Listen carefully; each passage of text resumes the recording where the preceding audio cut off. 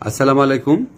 আমি দেশের কিছু এলাকাতে নিম্ন আদালত অর্থাৎ জেলার যে আদালতগুলো আছে কিছু এলাকাতে সেখানে ঘেরাও হয়েছে, এই ধরনের ডিস্টার্বিং খবর পেয়েছি।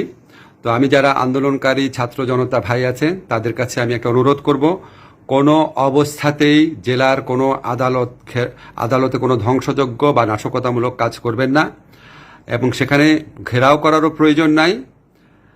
আমি যতদূর জানি, আমি আপনাদের কনফার্ম করছি, ছাত্র জনতার পক্ষ থেকে যেই প্রত্যাশাটা ছিল সেটা হচ্ছে উচ্চ আদালতের, সুপ্রিম কোর্টের চিফ জাস্টিস এবং অন্যান্য কিছু জাজের পদত্যাগের ব্যাপারে।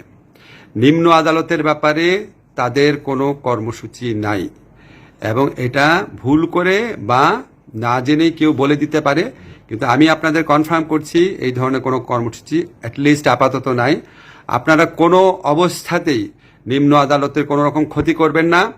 এই সমস্ত এত কিছু এই পরিস্থিতির মধ্যেও তারা কাজ করে তারা আপনাদেরকে সেবা দেওয়ার চেষ্টা করছেন। অতীতে যে ভুল ভ্রান্তি কিছু জায়গায় হয়েছে সেটার থেকে তারা বের হয়ে আসবেন, এবং সেটা তারা আমি আপনাদেরকে আইন মন্ত্রণালয়ের যে দায়িত্বপ্রাপ্ত উপদেষ্টা হিসেবে বলছি, সেরকম নিশ্চয়তা তারা দিয়েছেন।